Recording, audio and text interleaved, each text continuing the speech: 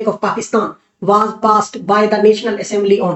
पाकिस्तान का जो आइन है वो कौमी असम्बली ने कब मंजूर किया? तो याद रखिएगा ये मंजूर हुआ 10 अप्रैल 1973 के अंदर। नेशनल असेंबली ने 10 अप्रैल 1973 के अंदर जो है इसको मंजूर किया। और हमारे जो कॉन्स्टिट्यूशन ऑफ पाकिस्तान है ना, इसके प्रीफेस में, इसके दिबाचे में वाजे लिखा हुआ है the national assembly of Pakistan passed the constitution on 10 April 1973।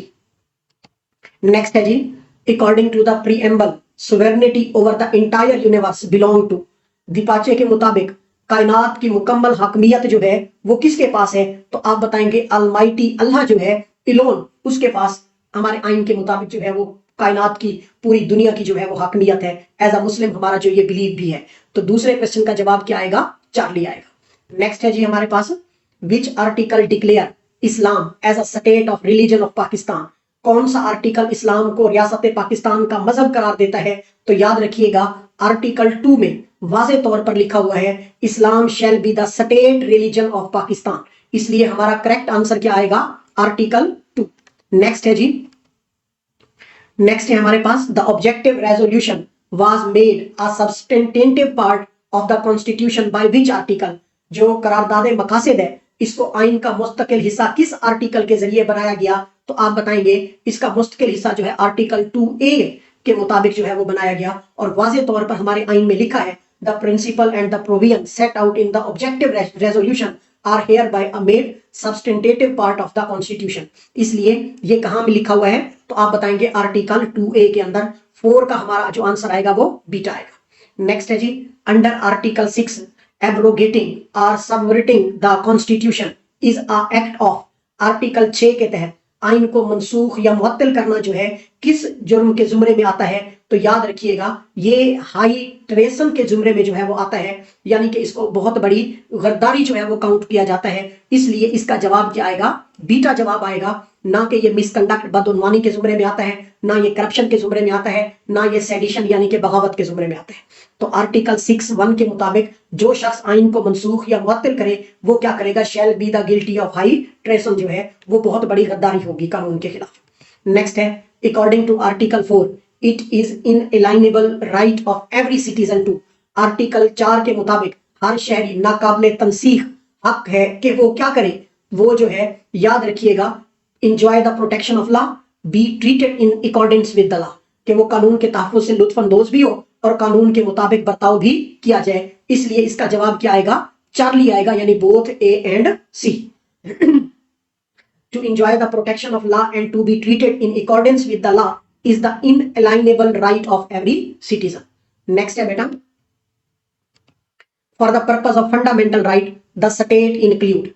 बुनियादी हकूक फंडामेंटल राइट के मकासद के लिए जो है रियासत में क्या शामिल है?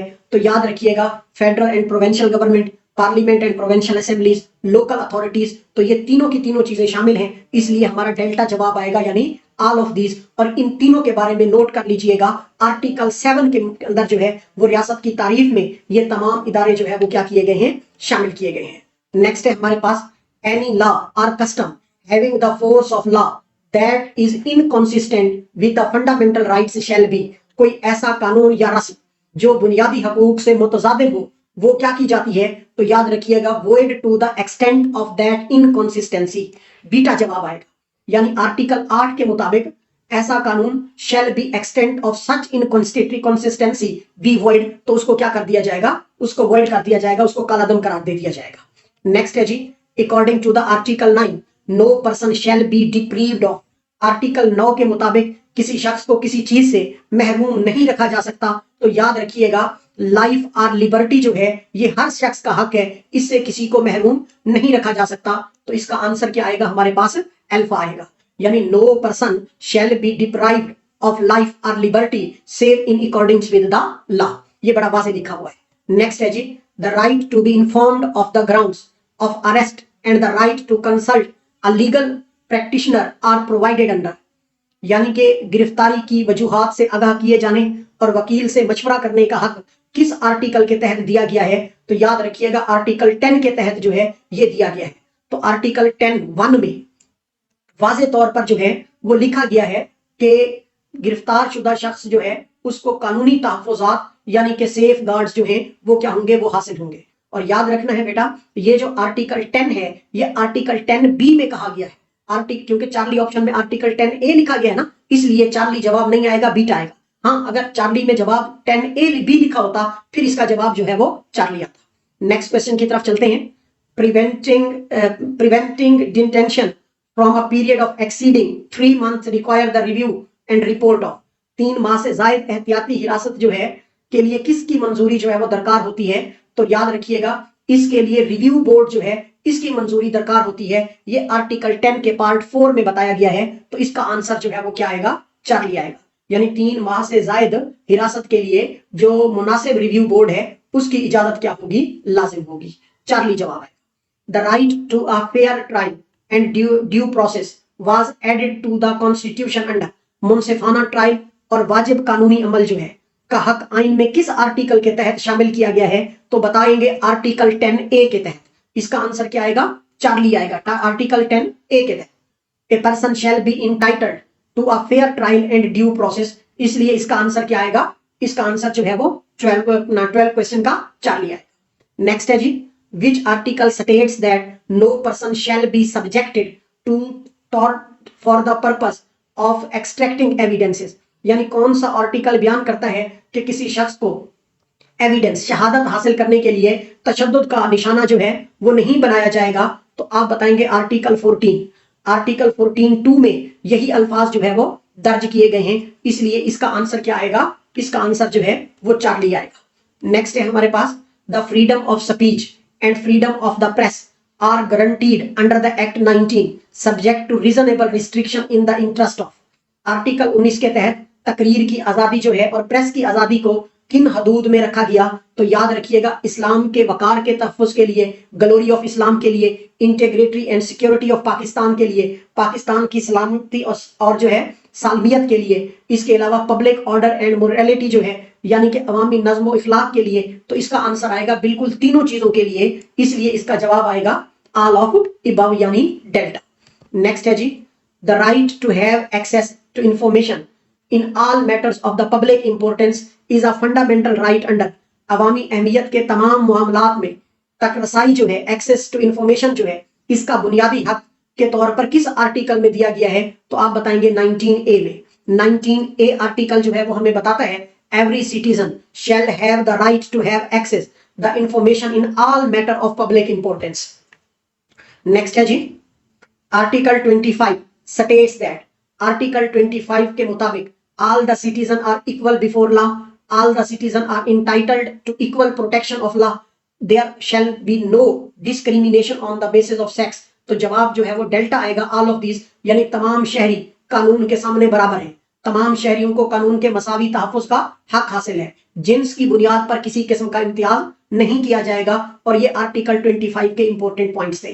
नेक्स्ट है जी, the state shall provide free and compulsory education to all children of the age of 5 to 16 year under। रियासत 5 से 16 साल की उम्र के तमाम बच्चों को मुफ्त और लाजमी तालीम फराहम करेगी। ये हक किस आर्टिकल में दिया गया है? तो तालीम के का ये हक जो है वो आर्टिकल 25A में जो है वो दिया गया है, इसलिए इसका जवाब बीटा आएगा। नेक्स्ट है जी, the principle of policy are. असूली पॉलिसी जो है इसमें क्या चीजें आती हैं? तो याद रखिएगा, non justiciable and can not be enforced by the courts, यानी गैर काबिल नफाज हैं और अदालतों के जरिए जो है वो नाफिज नहीं किया जा सकता, इसलिए इसका आंसर जो है वो हमारे पास चार्ली आएगा।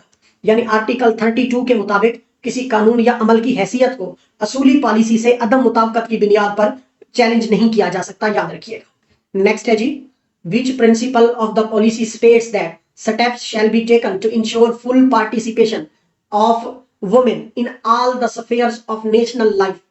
कौन सा असूली पॉलिसी बयान करता है? असूल पॉलिसी बयान करता है कि कौमी जिंदगी के तमाम शोबों में खवातीन की मुकम्मल शमूलियत को यकीनी बनाने के लिए इकदाम किए जाएंगे। तो आप बताएंगे ये बात जो है बेसिकली आर्टिकल 34 के अंदर लिखी गई है कि full participation of women in the national life. तो इसीलिए इसका जवाब जो है वो क्या आएगा? बीटा आएगा, आर्टिकल 34। नेक्स्ट है जी, the state shall safeguard the legitimate rights and the interest of the minorities including there representation in the federal and the provincial service under, यानी रियासत अकलियतों के जायज हकूक और मफादात बशमूल वफाकी और सूबाई हक खिदमात में इनकी नुमाइंदगी के तहफ़्फ़ुज़ की जमानत देती है। ये बात कहाँ लिखी गई है, तो ये बात याद रखिएगा आर्टिकल 36B के अंदर जो है ये मौजूद है, जिसका टाइटल है प्रोटेक्शन ऑफ मिनॉरिटी। इसलिए इसका जो आंसर आएगा वो बीटा आएगा। नेक्स्ट है जी, the president of Pakistan must be, सदर पाकिस्तान के लिए अहलियत में क्या चीज शामिल है? ए मुसलमान हो, not less than 45 years of age, कम से कम 45 साल की कम उम्र का हो। अच्छा जी, qualified to be elected as a member of the national assembly, कौमी असेंबली का रुकन मुंतखब होने का अहल हो। तो ऑल ऑफ इबव जो है, इसलिए इसका जवाब क्या आएगा? डेल्टा आएगा। यानी कि आर्टिकल 41(2) के मुताबिक जो है ये तमाम शराइत जो है बयान की गई है।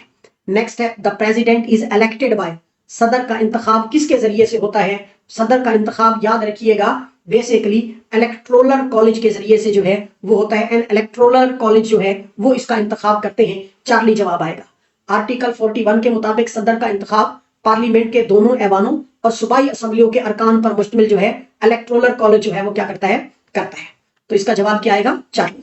नेक्स्ट है जी, the term of the office of president is, तो सिंपल एमसीक्यू है कि प्रेसिडेंट की मुद्दत मुलाजमत जो है वो कितनी है? तो आप बताएंगे 5 ईयर। हाँ, ये याद रखिएगा, ये बात आर्टिकल 44 के पार्ट 1 में दी गई है। The president shall hold office for a term of 5 years. इसीलिए इसका जवाब क्या आएगा? बीटा आएगा। नेक्स्ट है जी, the power to grant pardon reprieve and respite is vested in the, यानी माफी है या तखफीफ है या सजा या रायत है, तो ये देने का अख्तियार किसको है? तो आर्टिकल 45 के मुताबिक the president shall have power to grant the pardon reprieve and respite. इसलिए इसका जवाब क्या आएगा?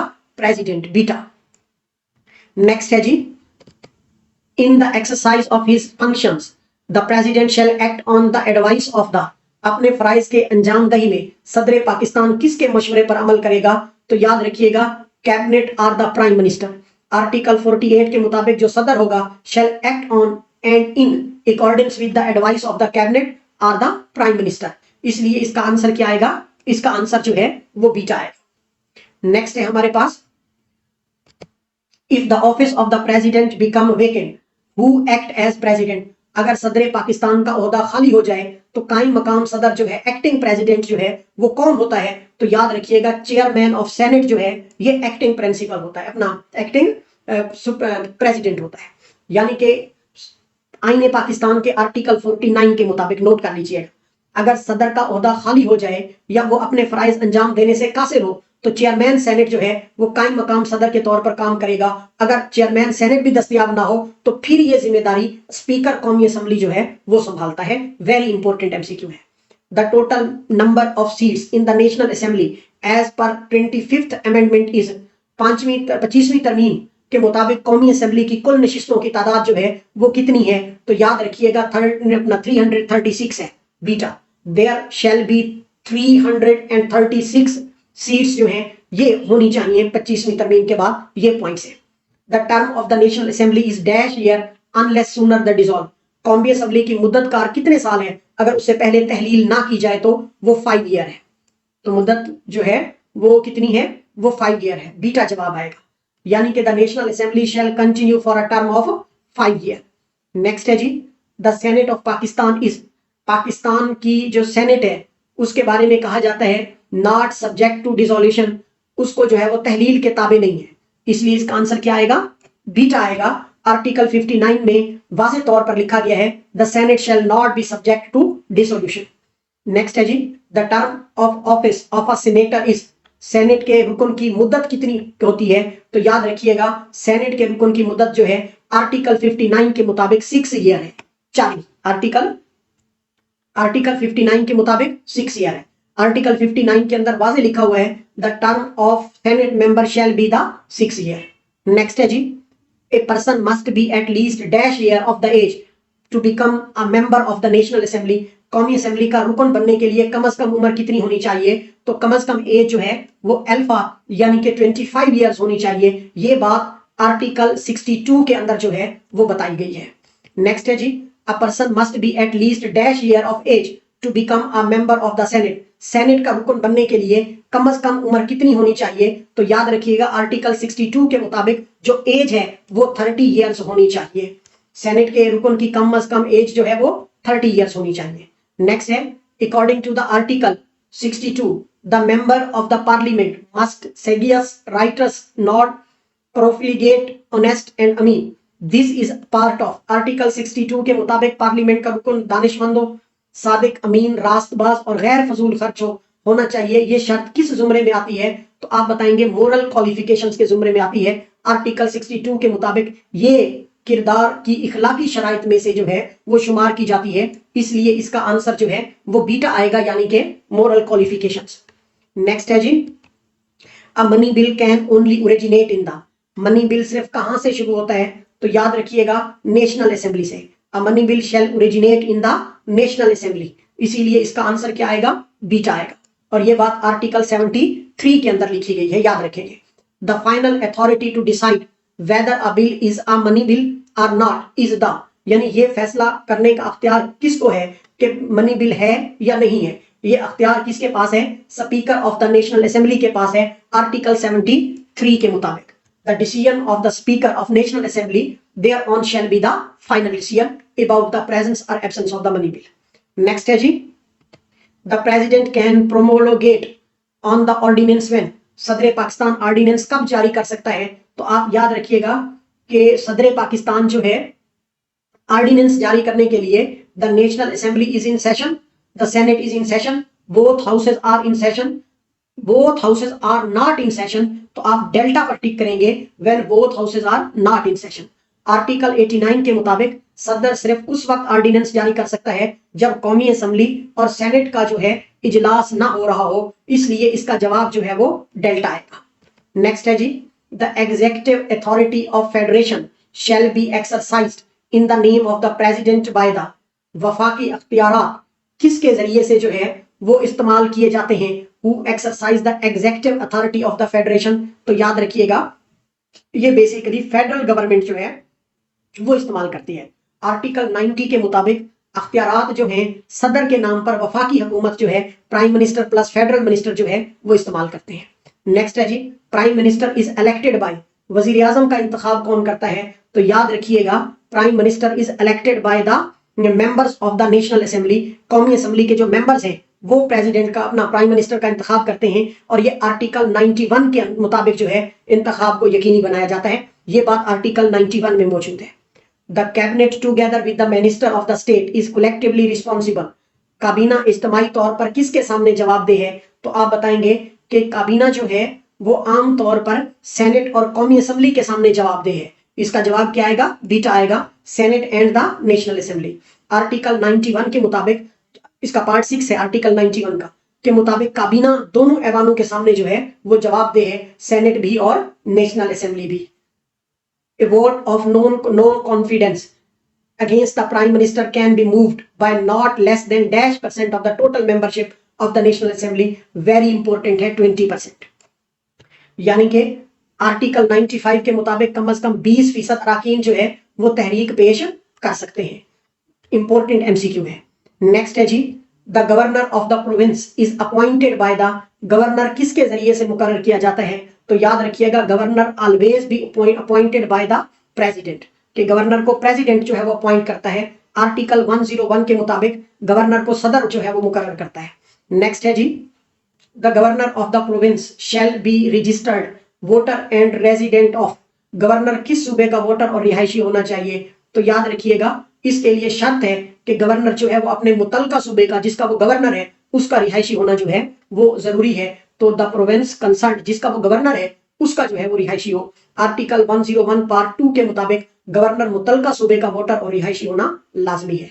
नेक्स्ट है जी, the term of the provincial assembly is, तो सिंपल एमसीक्यू है, जो प्रोविंशियल असेंबली है इसकी टर्म जो है वो भी कितना होती है? वो भी 5 ईयर्स होती है, और ये बात आर्टिकल 107 में जो है वो लिखी गई है। The qualification for the membership of the provincial assembly are the same as for, सूबाई असेंबली की अहलियत के बारे में जो है क्या है?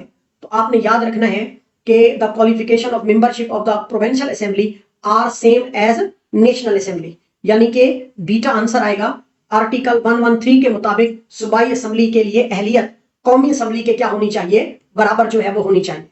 Each province shall be law establish, हर सूबा जो है वो कानून के जरिए क्या कायम करेगा, वेरी इंपॉर्टेंट है, लोकल गवर्नमेंट सिस्टम जो है वो कायम करेगा। आर्टिकल 140A के मुताबिक हर सूबे में मकामी हुकूमत का जो निजाम है वो कायम किया जाएगा। इसका जवाब क्या आएगा, बीटा आएगा। नेक्स्ट है जी हमारे पास, the national finance commission NFC is constituted by the, तो जो नेशनल फाइनेंस कमीशन है इसकी तश्कील कौन करता है, तो याद रखिएगा always be president. Beta answer आएगा कि आर्टिकल 161 पार्ट 1 के मुताबिक जो सदर होता है वो एनएफसी तश्कील देता है, वेरी इंपॉर्टेंट है। नेक्स्ट है जी, the share of the provinces in each NFC award shall not be less than the share given in the, के सूबों का जो हिस्सा है किसी एनएफसी अवार्ड में कम नहीं किया जा सकता जितना दिया गया था किसमें, प्रीवियस अवार्ड के अंदर, पिछले अवार्ड में। तो क्या जवाब आएगा, बीटा। आर्टिकल 163 के मुताबिक सूबों के हिस्से को गुज़िश्ता अवार्ड से कम नहीं किया जा सकता। नेक्स्ट है जी, the auditor general of Pakistan is appointed by the, auditor general of Pakistan जो है इसको अपॉइंट करने का अख्तियार भी प्रेसिडेंट के पास है। तो आर्टिकल 168 के मुताबिक ऑडिटर जनरल की तकर्री सदर करता है। 49 है हमारे पास, the term of office of auditor general, auditor general की मुद्दत मुलाजमत कितनी होती है, तो याद रखिएगा ऑडिटर जनरल की जो मुद्दत मुलाजमत है वो 4 ईयर होती है। और अमूमन जो है ये आर्टिकल 168 पार्ट 3 में आया है कि मुद्दत 4 साल या 65 साल की उम्र तक जो है तय हो। जो पहले तय हुआ था वो 65 ईयर थी, अब जो है वो क्या तय हुई है, 4 साल और 65 ईयर्स जो है। नेक्स्ट है हमारे पास, the supreme court, high court and the other courts are establish under, supreme court, high courts किस आर्टिकल के तहत कायम किए गए, तो याद रखिएगा आर्टिकल 175A के तहत जो है वो कायम किए गए। आर्टिकल 175 अदलिया के कयाम और दायरे कार के अख्तियारात को क्या करता है, हमारा फर्स्ट एमसीक्यू है यानी 51 एमसीक्यू, द नंबर ऑफ जजेस of supreme court is determined by, supreme court का जज जो है इसको मुकर्रर कौन करता है, सुप्रीम कोर्ट के जजों को। तो आपने याद रखना है कि सुप्रीम कोर्ट के जजों का जो तयन है ये पार्लियामेंट करती है एक एक्ट के जरिए से, इसलिए इसका जवाब जो है वो क्या आएगा, चार्ली आएगा, कि पार्लियामेंट एक एक्ट के जरिए से इसका इंतखाब करती है। और ये आर्टिकल 176 के मुताबिक जो है ये इंतखाब मजलिस शूरा यानी पार्लियामेंट एक एक्ट के जरिए से करती है। नेक्स्ट है जी, ए जज of the supreme court hold office until he attain the age of, supreme court का जज अपनी मुद्दत पे मुलाजमत में कब तक ओहदे पर फाइज रहता है, तो वेरी इंपॉर्टेंट है, सुप्रीम कोर्ट के जज की जो मुद्दत पे मुलाजमत की एज है वो 65 ईयर्स है। इसका जवाब जो है वो बीटा है, यानी आर्टिकल 179 के मुताबिक सुप्रीम कोर्ट के जज की रिटायरमेंट की उम्र जो है वो 65 ईयर है। नेक्स्ट है जी, the permanent seat of supreme court is at, supreme court का मुस्तकिल सदर मकाम जो है वो कहां वाक़ई है, तो आपको ये सिंपल एमसीक्यू है, इसका जो जवाब है वो चार्ली आएगा यानी इस्लामाबाद में। आर्टिकल 183 के मुताबिक सुप्रीम कोर्ट का परमानेंट जो हाउस है या सदर मकाम है वो बेसिकली इस्लामाबाद में है। नेक्स्ट है जी, the supreme court has original jurisdiction in any dispute between, supreme court को असल दायरे कार ओरिजिनल जुरिस्डिक्शन हासिल है किसी तनाजे में, जो है कौन से तनाजे में, तो याद रखिएगा 2 और मोर गवर्नमेंट्स जो है, यानी आर्टिकल 184 के तहत सुप्रीम कोर्ट को दो या दो से ज्यादा हुकूमतों के दरमियान जो तनाज़ात हैं उनमें असल दायरा अख्तियार जो है वो हासिल है, इसलिए इसका आंसर क्या आएगा, चार्ली आएगा, 2 और मोर गवर्नमेंट्स। नेक्स्ट है जी, ए जज of high court hold office until he attain the age of, high court का जज अपने ओहदे पर कब तक फाइज रह सकता है, तो याद रखिएगा हाई कोर्ट के जज की जो रिटायरमेंट की उम्र है वो आर्टिकल 195 के मुताबिक वो 62 ईयर्स रखी गई है। सुप्रीम कोर्ट का 65 और हाई कोर्ट के जज की जो एज है वो 62 ईयर रखी गई है, इसलिए इसका जवाब क्या आएगा, अल्फा। नेक्स्ट है जी, the power of the high court to issue certain orders for the enforcement of the fundamental rights is known as its jurisdiction under, बुनियादी हकूक के नफाज के लिए हाई कोर्ट को जो अख्तियार हासिल है उसे कहा जाता है, उसका दायरा अख्तियार जो है वो किस में आता है, तो याद रखिएगा वो बेसिकली आर्टिकल 199 यानी डेल्टा आंसर आएगा, इसमें बताया गया है।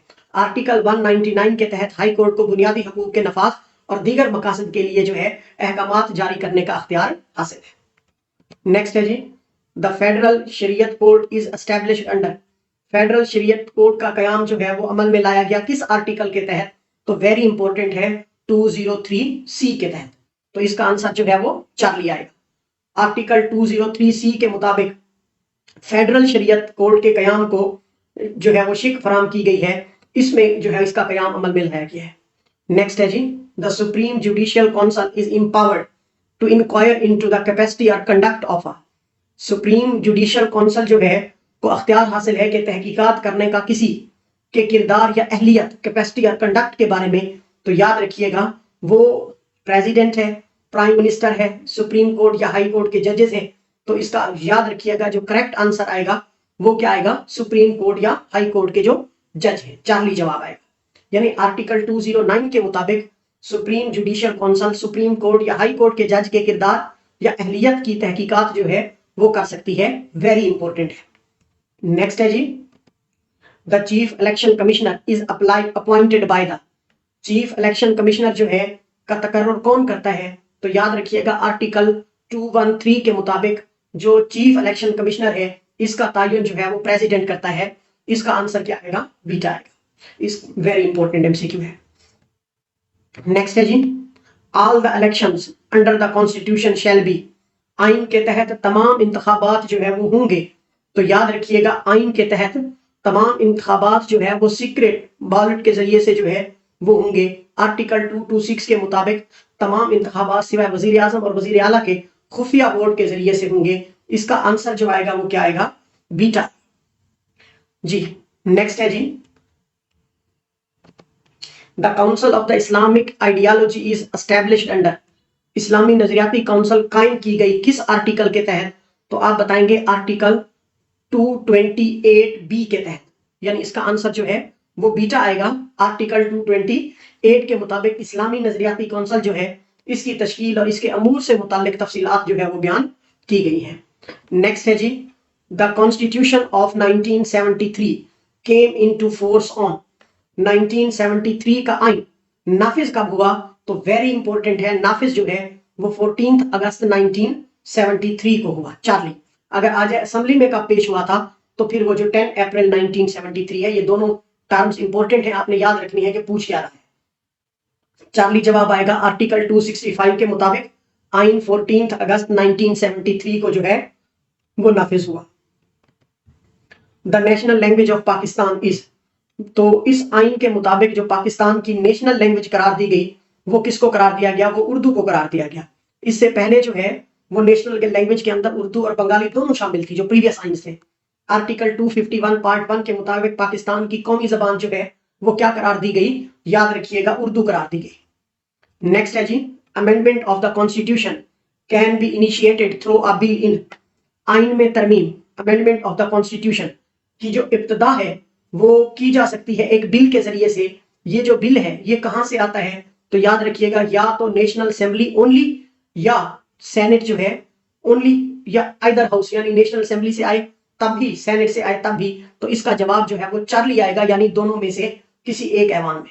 आर्टिकल 239 के मुताबिक तरमीमी आईनी बिल जो है दोनों में से किसी एक ऐवान में पेश जो है वो किया जा सकता है, याद रखिएगा।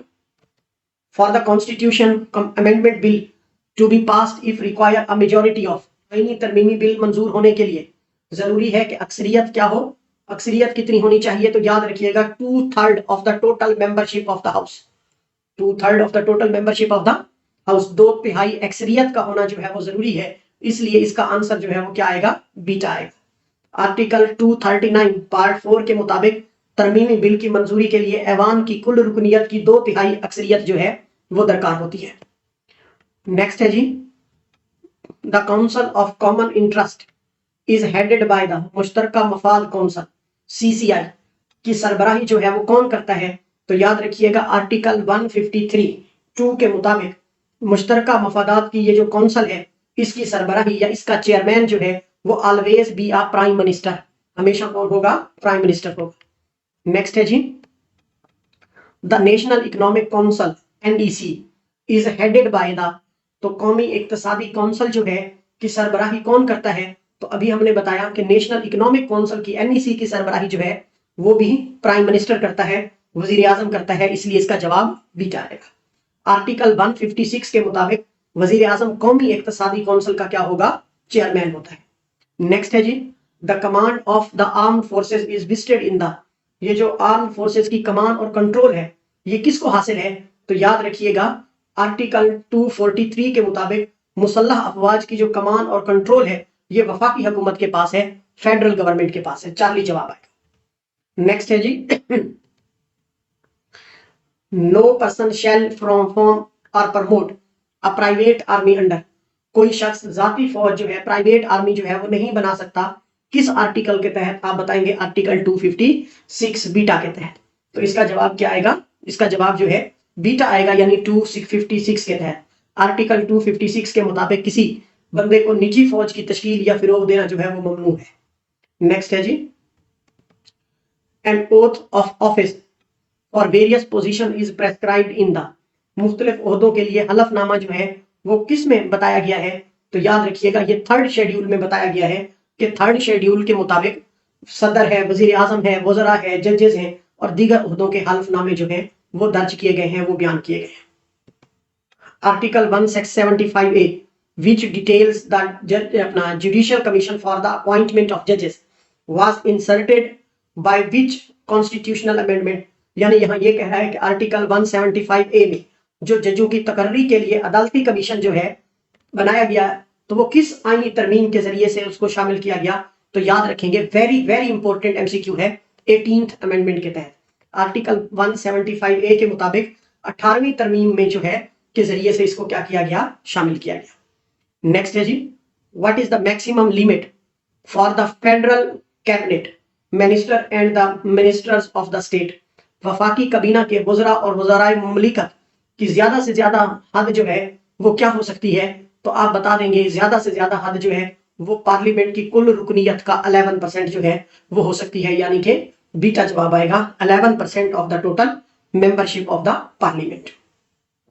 आर्टिकल 92 के मुताबिक जो बेसिकली इनकी तादाद है वफाकी कबीना के लोगों की, वो कितना हो सकती है, वो 11% से ज्यादा नहीं हो सकती।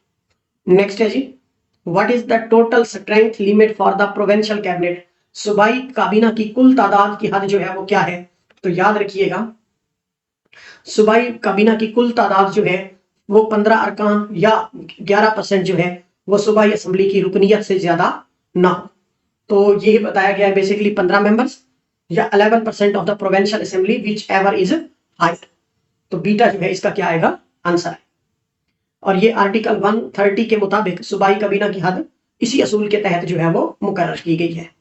नेक्स्ट है जी, in which schedule of the constitution is the federal legislative list found, आइन के कौन से शेड्यूल में वफाकी कानून साज फहरिस्त जो है वो शामिल है, तो याद रखिएगा this is present in the 4th schedule, ये लिख लीजिएगा, बड़ा अहम है कि 4थे शेड्यूल में वफाकी कानून साज फहरिस्त जो है वो शामिल की गई है। नेक्स्ट है, the laws exempted from the operation of article 8 and 1 and 2 are the listed in which schedule, वो कवानीन जो आर्टिकल 8 के 1 और 2 के इतलाक से मुस्तस्ना है वो किस शेड्यूल में आते हैं, तो याद रखिएगा फर्स्ट शेड्यूल में जो है उनको बयान किया गया है, इसलिए इसका आंसर जो है वो अल्फा आएगा, यानी कि फर्स्ट शेड्यूल। नेक्स्ट है जी, the procedure of election of the president is outlined in which schedule, सदर के इंतखाब का तरीकाकार किस शेड्यूल में बयान किया गया है, तो आप बताएंगे election of president is present in the 2nd schedule, so the answer is beta. Next है जी, which are the remuneration and terms and conditions of the जजेस स्पेसिफाइड, जजों की तनख्वाहें और शराइत मुलाजमत कहाँ बयान की गई है, तो आप बताएंगे 5th शेड्यूल में जो है जजेस की तनख्वाहें और मुलाजमत की शराइत जो है वो बयान की गई है। 5वें शेड्यूल में जजों की तनख्वाहें और शराइत मुलाजमत जो है इसको बड़े तफसील से बयान किया गया है। नेक्स्ट है जी, within how many years must the judiciary be separated from the executive, के अदलिया को इंतजामिया से कितने सालों के अंदर अलग किया जाना चाहिए, तो याद रखिएगा कि ये बेसिकली इसकी जो टाइम पीरियड है वो 14 ईयर रखा गया है। चार्ली जवाब आएगा 14 ईयर। असल में आर्टिकल 175 पार्ट 3 के मुताबिक इंतजामिया से अलहदगी आइन के नफाज के बाद 14 ईयर के अंदर जो है वो मुकम्मल होनी चाहिए। नेक्स्ट है जी, a person appointed as ad hoc जजेस of the supreme court must be a जज of which court. Supreme court के आर्जी जज के तौर पर तकर्रुर पाने वाले शख्स को पहले किस अदालत का जज होना चाहिए? तो याद रखिएगा पहले जो है वो सुप्रीम कोर्ट या हाई कोर्ट में से किसी एक का जो है वो जज होना चाहिए, यानी चार्ली जवाब आएगा सुप्रीम कोर्ट और हाई कोर्ट। आर्टिकल 182 के मुताबिक आरजी जज के लिए शर्त है कि वो सुप्रीम कोर्ट या हाई कोर्ट का क्या हो, जज हो। नेक्स्ट है जी हमारे पास who has the power to transfer a case from one high court to another. एक हाई कोर्ट से दूसरे हाई कोर्ट में मुकदमा मुंतकिल करने का अख्तियार जो है वो किसके पास है? तो याद रखिएगा ये अख्तियार जो है वो बीटा यानी सुप्रीम कोर्ट के पास है। आर्टिकल 186 ए के मुताबिक सुप्रीम कोर्ट को अख्तियार हासिल है कि वो एक हाई कोर्ट से दूसरे हाई कोर्ट से में क्या कर सकता है, मुकदमा जो है वो मुंतकिल कर सकता है। नेक्स्ट है जी the federal Shariat court may examine any law to decide if it is repugnant to. वफाकी शरई अदालत किसी कानून का जायजा इस मकसद से ले सकती है कि वो आया वो किसी के मनाफी जो है वो नहीं। तो याद रखिएगा किसके मनाफी नहीं? Always be the injunctions of Islam, यानी इस्लामी अहकामात के मनाफी तो नहीं, इसलिए इसका जवाब क्या आएगा? चार्ली आएगा। आइन का आर्टिकल 203 डी के मुताबिक शरई अदालत को अख्तियार है कि वो किसी कानून को इस्लाम के अहकामात के मुताबिकत पर परखे जो है, क्या वो कहीं आउट ऑफ इस्लाम तो नहीं। The validity of any proceeding in the parliament cannot be questioned in any court on the ground of। Parliament की किसी कार्रवाई की मुतबरियत को अदालत में किस बुनियाद पर जो है वो चैलेंज नहीं किया जा सकता? तो याद रखिएगा उसको बेसिकली इरेगुलरिटी ऑफ प्रोसीजर की बेस पर, तरीकाकार में बेकायदगी थी, इस बेस पर जो है वो चैलेंज नहीं किया जा सकता। बीटा आंसर आएगा। यानी आर्टिकल 69 के तहत पार्लिमानी कार्रवाइयों का तरीकाकार जो है कि बेकायदगी की बुनियाद पर जो है वो चैलेंज नहीं किया जा सकता, इसलिए इसका आंसर बीटा है। नेक्स्ट है जी the president has the power to address. सदर को खिताब का अख्तियार हासिल है कब जो है, किससे? तो याद रखिएगा national assembly only, the senate only, either the house और बोथ हाउसेज असेंबल्ड टुगेदर। तो आप बताएंगे चार्ली किसी एक हाउस से या दोनों ऐवानों को बैक वक्त जो है वो सदर खिताब कर सकते हैं। पार्लियामेंट और आमतौर पर ये आर्टिकल 56 के पार्ट 1 में सदर को यह अख्तियार दिया गया है। नेक्स्ट है जी a bill passed by the parliament is presented to the president for assent under which article. Parliament से मंजूर शुदा बिल सदर पाकिस्तान को मंजूरी के लिए किस आर्टिकल के तहत पेश किया जाता है? तो आप बताएंगे आर्टिकल 75 के तहत जो है वो पेश किया जाता है। आर्टिकल 75 सदर की मंजूरी के तरीकेकार की क्या करता है, वजाहत करता है, याद रखिएगा। नेक्स्ट है जी all revenues received by the government from part of the which. वफाकी हुकूमत को मौसूल होने वाली तमाम आमदनी जो है वो किसका हिस्सा जो है बनती है? तो याद रखिएगा वो सारी की सारी जो है फेडरल कंसोलिडेटेड फंड जो है इसमें इकट्ठी की जाती है, इसको हम बीटा कहेंगे। आर्टिकल 78 के मुताबिक तमाम वफाकी आमदनी इसी फंड का क्या होगी, हिस्सा होगी। नेक्स्ट है जी the annual budget statement is laid before the national assembly under which article. सालाना बजट बयान कौमी असेंबली में किस आर्टिकल के तहत पेश किया जाता है? तो याद रखिएगा आर्टिकल 80 के तहत। क्या आंसर आएगा? बीटा। यानी आर्टिकल 80 के मुताबिक बजट कौमी असेंबली में पेश किया जाता है, याद रखिएगा। नेक्स्ट है जी the attorney general of the Pakistan is appointed under which article. Pakistan के अटॉर्नी जनरल की जो तकर्री है वो किस आर्टिकल के तहत की जाती है? तो याद रखिएगा आर्टिकल 100 के तहत जो है वो अटॉर्नी जनरल की जो तकर्री है वो की जाती है, इसलिए इसका आंसर क्या आएगा? चार्ली आएगा। नेक्स्ट है जी the governor powers to promulgate ordinance is given in which article. Governor को ऑर्डिनेंस जारी करने का अख्तियार किस आर्टिकल में दिया गया है? तो आप बता देंगे गवर्नर को ऑर्डिनेंस जारी करने का जो अख्तियार है वो आर्टिकल 128 में दिया गया है, इसका आंसर जो है वो बीटा आएगा। यानी आर्टिकल 128 गवर्नर को ऑर्डिनेंस जारी करने का अख्तियार देता है। इसके बाद है the chief minister of the province is elected by the. Basically सूबे का जो वजीर आला है वो कैसे मुंतखब किया जाता है? तो याद रखिएगा उसको जो है वो प्रोविंशियल असेंबली यानी सूबाई हुकूमत जो है वो क्या करती है, मुंतखब करती है। आर्टिकल 130 के मुताबिक वजीर आला जो है ये सूबाई असेंबली क्या करती है, मुंतखब करती है। नेक्स्ट है जी the distribution of legislative power between the federation and the provinces is outlined in which part of the constitution।